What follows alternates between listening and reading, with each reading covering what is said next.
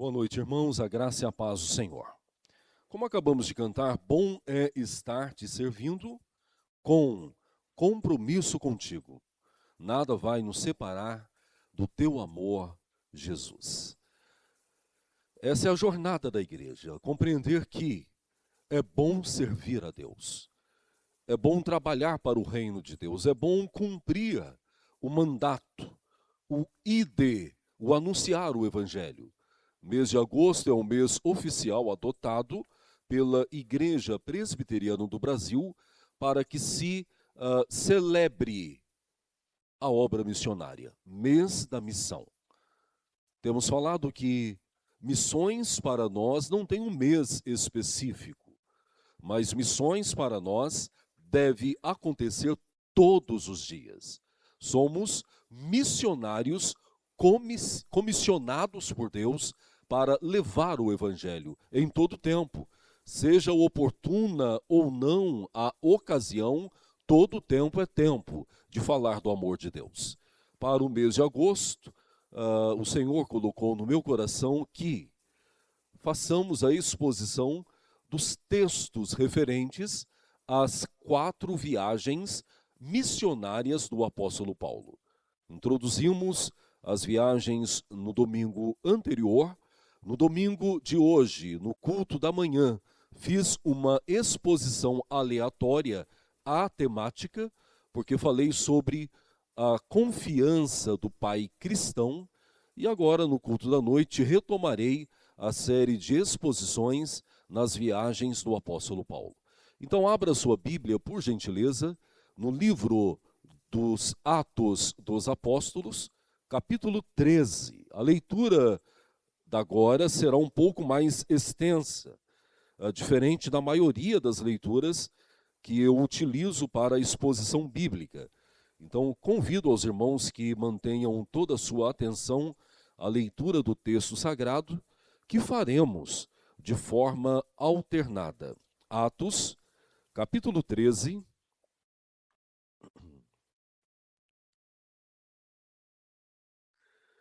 Nós faremos a leitura do versículo 16 ao versículo 41. Atos 13, do versículo 16 ao 41. Paulo, levantando-se e fazendo com a mão um sinal de silêncio, disse: varões israelitas, e vós outros, que também temeis a Deus, ouve. O Deus deste povo de Israel escolheu nossos pais e exaltou o povo durante sua peregrinação na terra do Egito, de onde os tirou com braço poderoso. E suportou-lhes os maus costumes por cerca de 40 anos no deserto. E havendo destruído 7 nações na terra de Canaã, deu-lhes essa terra por herança. Vencidos cerca de 450 anos. Depois disso, lhes deu juízes, até o profeta Samuel. Então eles pediram um rei, e Deus lhes deparou Saul, filho de Quis, da tribo de Benjamim, e isso pelo espaço de 40 anos. E tendo tirado a este, levantou-lhes o rei Davi, do qual também, dando testemunho, disse: achei Davi, filho de Jessé, homem segundo o meu coração, que fará toda a minha vontade. Da descendência deste, conforme a promessa, trouxe Deus a Israel o Salvador, que é Jesus. Havendo João, primeiro, pregado a todo o povo de Israel, antes da manifestação dele, batismo de arrependimento. Mas, ao completar João a sua carreira, dizia: não sou quem supondes, mas após mim vem aquele de cujos pés não sou digno de desatar as sandálias. Irmãos, descendência de Abraão, e vós outros, os que temeis a Deus, a nós nos foi enviada a palavra desta salvação. Pois os que habitavam em Jerusalém e as suas autoridades, não conhecendo Jesus, nem os ensinos dos profetas, que se leem todos os sábados, quando condenaram, cumpriram as profecias. E, Embora não achassem nenhuma causa de morte, pediram a Pilatos que ele fosse morto. Depois de cumprirem tudo o que a respeito dele estava escrito, tirando-o do madeiro, puseram-no em um túmulo. Mas Deus o ressuscitou dentre os mortos. E foi visto muitos dias pelos que, com ele, subiram da Galiléia para Jerusalém, os quais são agora as testemunhas perante o povo. Nós vos anunciamos o evangelho da promessa feita a nossos pais, Como Deus a cumpriu plenamente a nós, seus filhos, ressuscitando a Jesus, como também está escrito no Salmo 2: Tu és meu filho, eu hoje te gerei. e que Deus o ressuscitou dentre os mortos, para que jamais voltasse à corrupção. Desta maneira o disse: Eu cumprirei a vosso favor as santas e fiéis promessas feitas a Davi. Por isso, também diz em outro salmo: Não permitirás que o teu santo veja corrupção. Porque, na verdade, tendo Davi servido à sua própria geração, conforme o desígnio de Deus, adormeceu, foi para junto dos seus pais e viu corrupção. Porém, aquele a quem Deus ressuscitou não viu corrupção. Tomai, pois, irmãos, conhecimento que se vos anuncia a remissão de pecados por intermédio deste, E por meio dele, todo o que crê é justificado de todas as coisas das quais vós não pudestes ser justificados pela lei de Moisés. Notai, pois, que não vos sobrevenha o que está dito nos profetas. Vede, ó desprezadores, maravilhai-vos e desvanecei, porque eu realizo em vossos dias obra tal que não crereis se alguém vô-la contar. Palavra do Senhor. Deus, nós nos alegramos em Ti. Viemos aqui para cultuá-lo, para bendizê-lo. Tu és Senhor sobre tudo e todos, digno de toda adoração. Certos também de que quando o adoramos, quando o engrandecemos, somos tratados pela Tua palavra. Ora, cantada nos hinos, nos cânticos, lida também durante a liturgia do culto, porém, principalmente, pela exposição dela. É o momento em que nós nos silenciamos, é o momento em que a obra do Teu Espírito faz com que a atenção da nossa alma se volte à Tua palavra. Fala conosco, precisamos ouvir a Sua voz. Em nome de Jesus. Amém. Missão. Missão é a anunciação dos grandes feitos de Deus, das grandes obras do Senhor. Domingo passado introduzi essa série de sermões, trabalhando logo o início do capítulo 13. De manhã preguei do versículo 1 ao versículo 3, nos quais vimos uma igreja sólida, igreja de Antioquia, que teve uma liderança fortíssima, conhecedora da palavra, e que tinha uma vida devocional ativa, jejum e oração. Dos 5 líderes daquela igreja, Deus escolheu 2, Barnabé e Paulo, para que saíssem de Antioquia e iniciassem a viagem missionária. Domingo à noite, preguei do versículo 4 ao versículo 12, mostrando para nós que missão é a anunciação do evangelho que transforma, que liberta, que revela a verdade.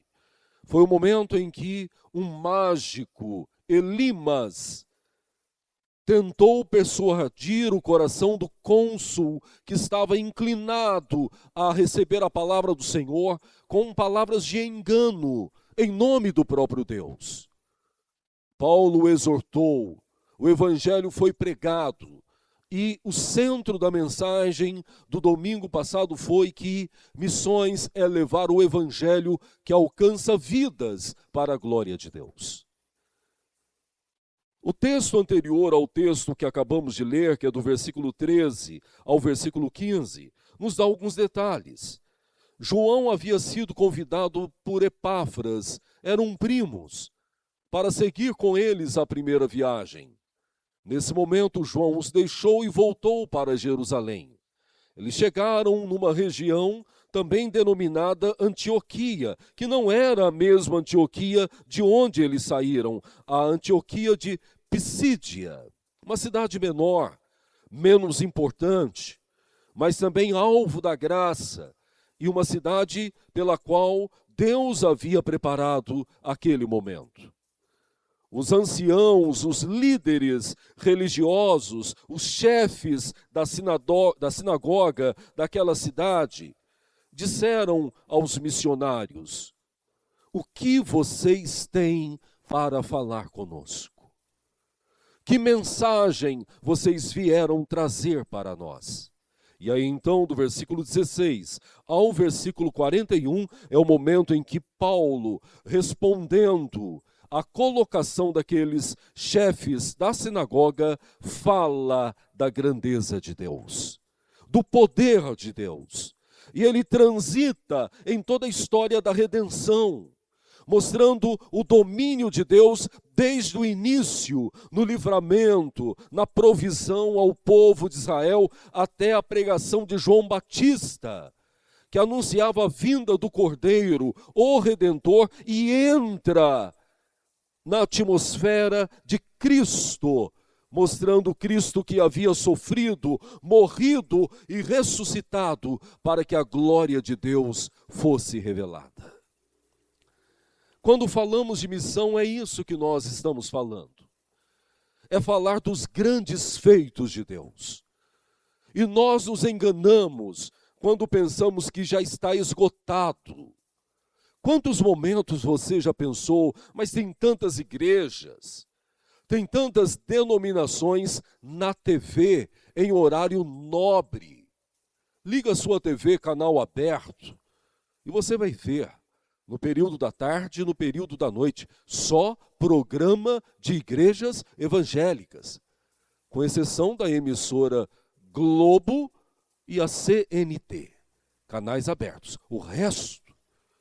E aí surge nos nossos corações uma percepção de que o evangelho está sendo pregado. Por que eu vou falar também? Isso gera um comodismo muito grande. Mas Paulo, ao falar àqueles homens naquela sinagoga, disse assim: olha, os israelitas, os judeus, mesmo tendo ouvido a respeito de Jesus, o entregaram a Pilatos e pediram a sua morte.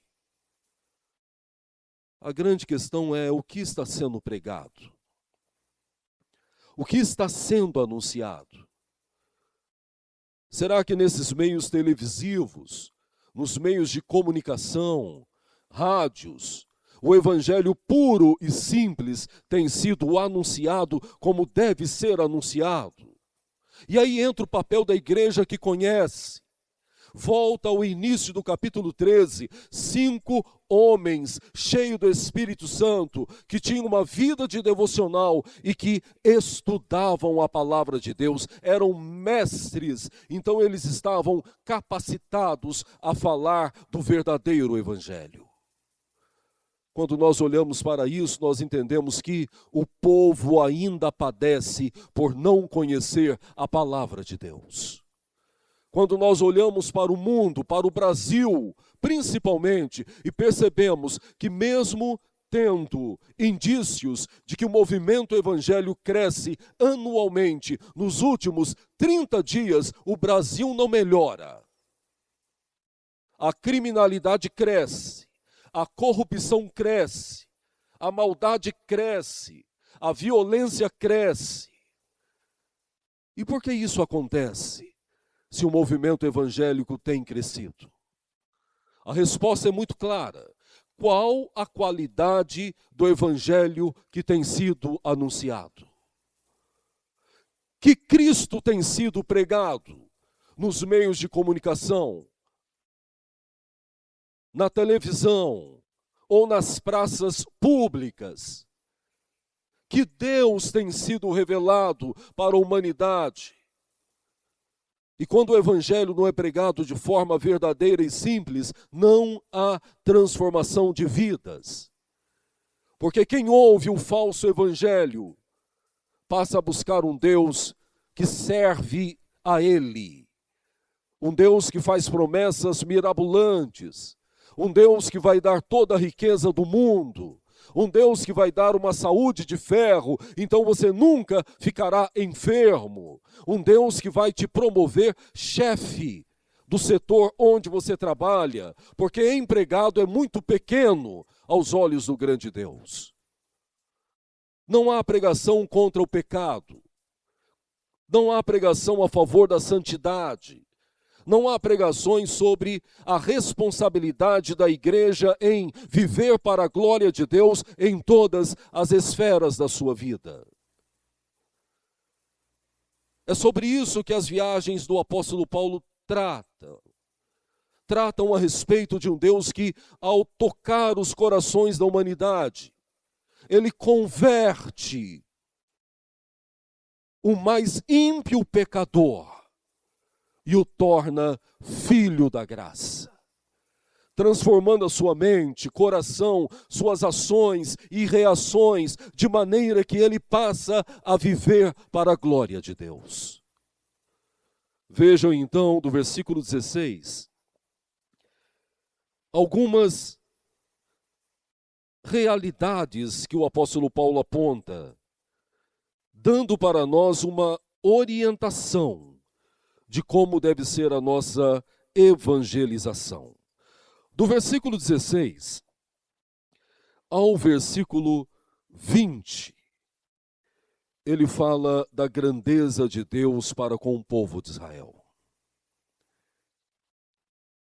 Missões é falar de um Deus que opera grandes maravilhas. O contexto histórico tratado pelo apóstolo Paulo é o cativeiro egípcio.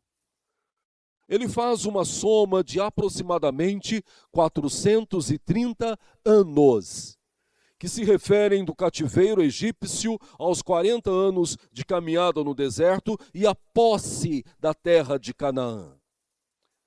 A perspectiva do apóstolo Paulo é anunciar àqueles homens naquele dia que o Deus a quem servimos é o Deus que cuida do seu povo em todo o tempo e diante de todas as adversidades.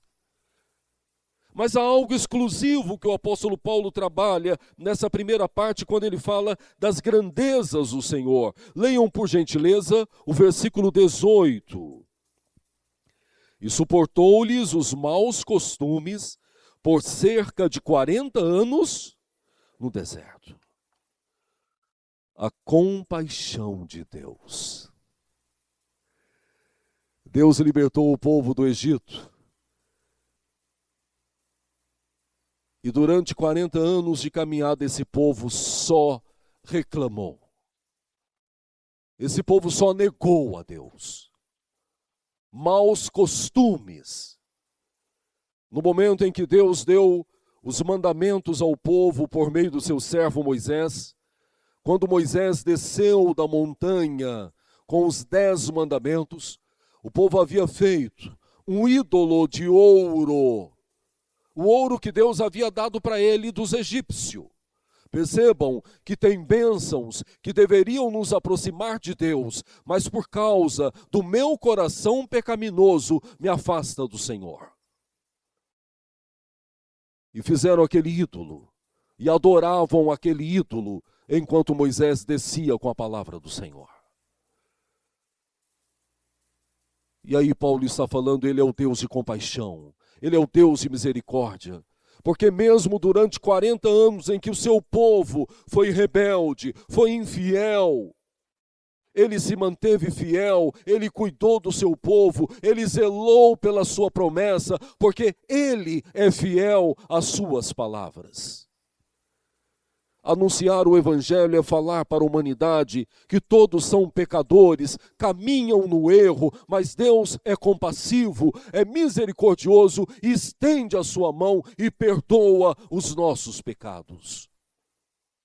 Ele prossegue, do versículo 21 até o versículo 25. Ele fala da provisão divina. O povo de Israel teve um tempo que foi governado pelos patriarcas. Em seguida, teve um governo dos juízes. Em seguida, dos profetas, que o último foi Samuel. E, por fim, a monarquia. Sabem por quê? Porque o povo sempre foi ingrato. Deus sempre foi Deus. Deus sempre esteve com o povo desde os patriarcas. Mas chegou um momento dos profetas que o povo dizia: todos os povos têm um rei e nós não temos. Um dos grandes erros da igreja do Senhor é esquecer que o soberano das nossas vidas não é homem nenhum. O soberano sobre as nossas vidas, o rei da nossa vida, o rei da nossa história é o nosso Deus. E aquele povo não havia entendido isso. Nós queremos um soberano homem. E aí Deus atende aquela petição e dá Saul para ele. Vocês lembram do governo de Saul? Em seguida, Deus renova e dá um homem segundo o coração de Deus. O primeiro foi segundo o coração do povo. Agora ele dá o segundo coração de Deus, que foi Davi. Mas Paulo traduz esse momento de forma tão maravilhosa, que ele fala assim: e desse homem segundo o coração nasceu o Salvador das nossas vidas. Perceba a didática do apóstolo Paulo. Francisco, e é isso que eu tenho falado há 3 anos aqui. Evangelização se constrói. Ela tem que ter estratégias. Não é pegar a Bíblia agora, Teresa, e sair para a praça, abrir e ficar bradando. Não é isso. O apóstolo Paulo faz uma introdução, fala dos patriarcas, fala do livramento que foi o poder grandioso de Deus do Antigo Testamento, das mãos do Egito, fala da compaixão, fala do sistema de governo de Israel, até entrar na monarquia, e daí da monarquia, da geração de Davi, ele entra na salvação em Cristo Jesus. É por isso que eu tenho, Beth, falado continuamente. Você tem falado do amor de Jesus? Daniel Gaberlini, na empresa dele, tantas pessoas que passam por ele. Josimar, na Bracel, e os homens que estão sob a gestão dele. Natan, no trabalho dele. Vinícius, por onde ele passa, lá no seu serviço, Vinícius, que é da área da medicina, ou na padaria que você frequenta, você tem introduzido a pregação do Evangelho?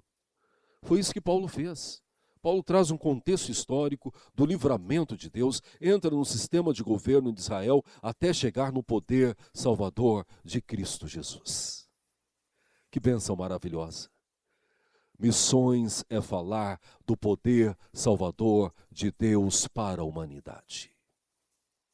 Você pode iniciar com qualquer assunto, mas ele tem que finalizar apontando para Cristo Jesus, porque todas as coisas convergem para ele. Todas as coisas convergem para ele. O apóstolo Paulo prossegue, vejam agora, no versículo 26 em diante, ele fala que missões é falar sobre a fidelidade das promessas divinas. Versículo 32, leiam numa só voz.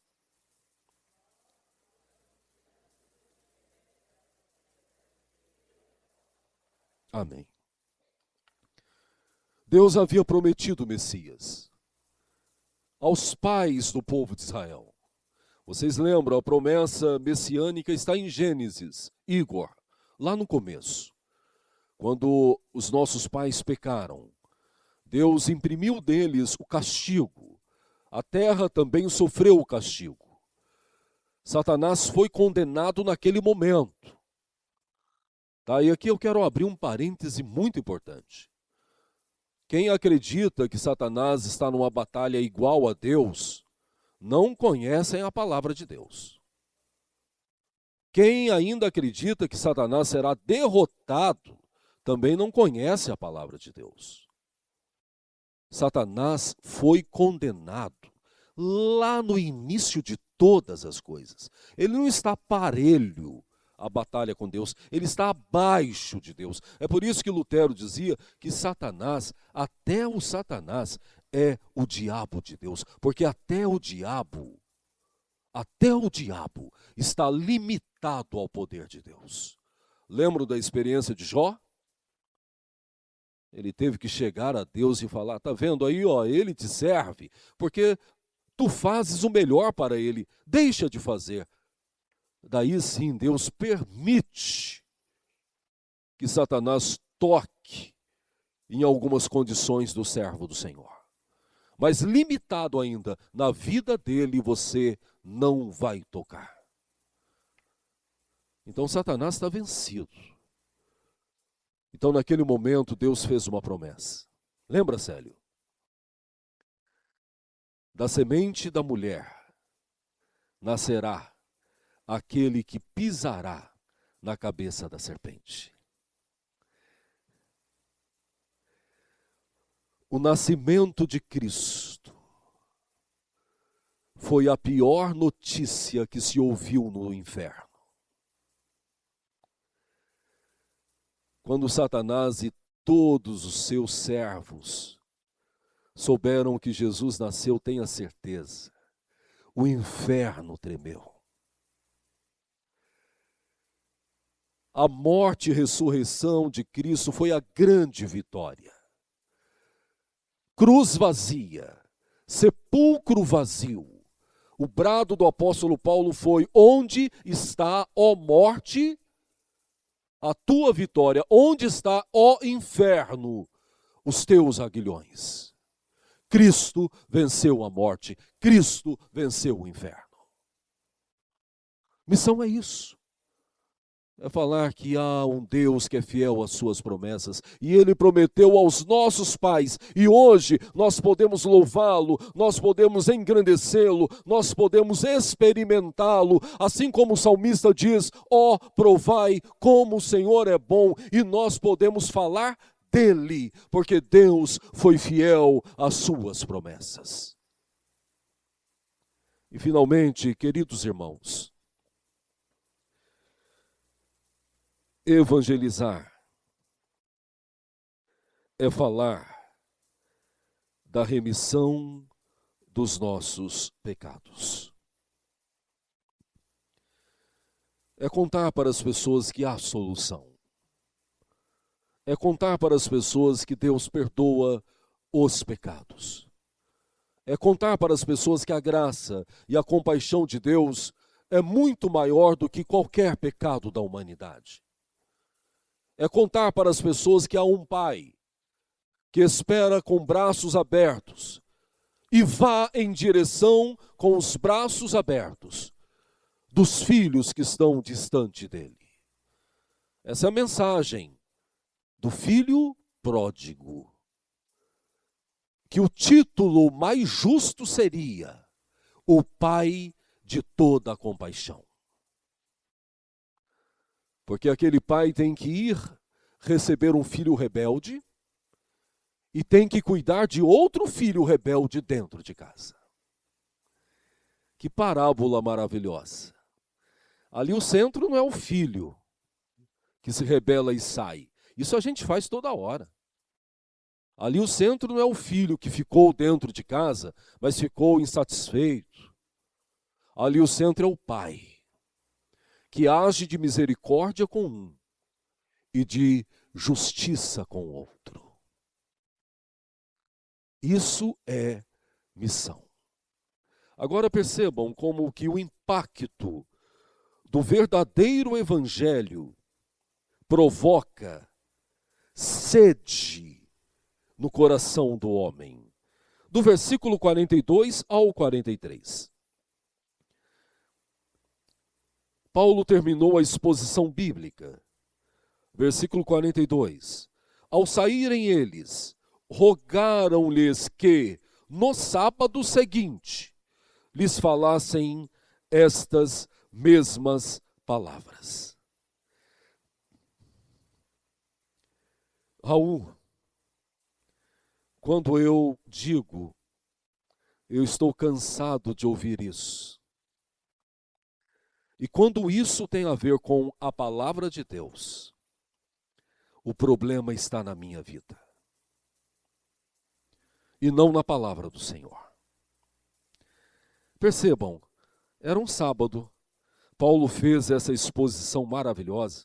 E daí no versículo 42 eles disseram: sábado que vem nós queremos ouvir as mesmas coisas.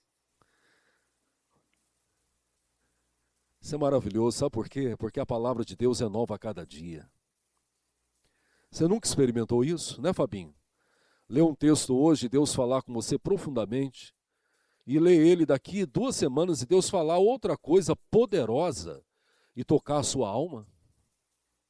Isso é a palavra de Deus. Por isso que ela não volta vazia. E por isso que quando a palavra de Deus cansar a nossa vida, o problema não é a palavra. O problema está em mim. O problema está em mim. Versículo 43. Despedida a sinagoga, muitos judeus e dos prosélitos piedosos, os convertidos, gentios, que foram alcançados pelo evangelho, seguiram Paulo e Barnabé. E estes, falando-lhes, os persuadiam a perseverar na graça de Deus. Quando você, Gabriel, anuncia o evangelho puro e simples, as pessoas que ouvem vão te procurar para ouvir mais. Porque a alma tem sede dessa água que só o evangelho tem para oferecer. A pessoa não te dá sossego. Ô Luz, fala de novo. A Mauri, o que você quis dizer? Tem que terminar aquela conversa, Luciano Carrasco, que você começou a semana passada. O evangelho puro faz isso. Há no coração da humanidade, de todos os seres humanos, um desejo da deidade, da divindade. Há uma sede no coração da humanidade. E quando se fala do amor de Cristo, para aqueles que são de Deus, essa sede aumenta a tal ponto que eles vão compreender que eles precisam ouvir novamente a respeito da graça do Senhor. E não apenas isso, não apenas isso, porque ficaríamos apenas na retórica. Mas vejam o que a parte final do versículo 42 diz: eles seguiram o apóstolo Paulo e a Barnabé. Gente, Josué, Lucas está dizendo que aqueles que ouviram ficaram tão cheios do Espírito, que disseram assim: a gente não vai deixar esses dois não. Para onde eles forem, nós vamos atrás deles.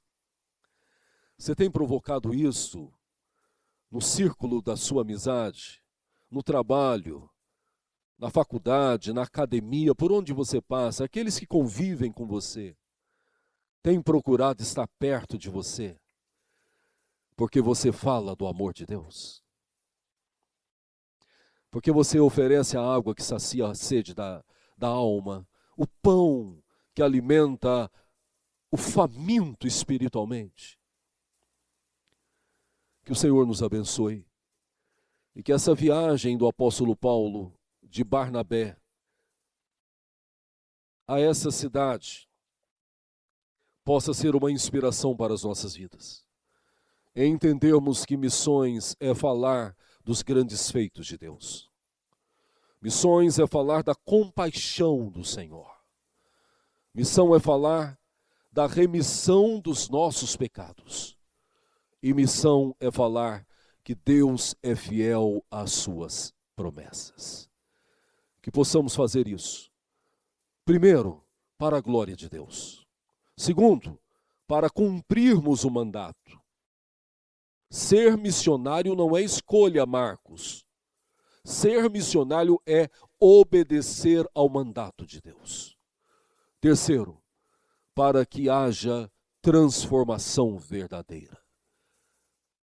Não basta ouvir que o movimento evangélico tem crescido nos últimos 30 anos. O que alegra o coração de Deus é ouvir que o evangelho tem transformado vidas nos últimos 30 anos. É isso que precisa acontecer. Que o Senhor te abençoe, em nome de Jesus. Amém. Convido-vos a se levantarem. Pai, obrigado pela palavra viva e poderosa. Aplica em nossos corações, para que entendamos que a missão é nossa, de cada um dos que estão aqui, e de todos aqueles que ouvirão essa mensagem no Spotify, que entendam que a missão é nossa, de revelar um Deus que é grandioso e que, apesar de mim, faz grandes maravilhas. De anunciar um Deus que é fiel às suas promessas. De anunciar um Deus que é compassivo, que mesmo diante dos meus pecados e falhas, Ele tem cuidado de nós. E de anunciar um Deus que promove em nós a remissão dos nossos pecados. Que o Senhor possa nos usar para a glória do Senhor e para a salvação de muitas pessoas. Em nome de Jesus. Amém.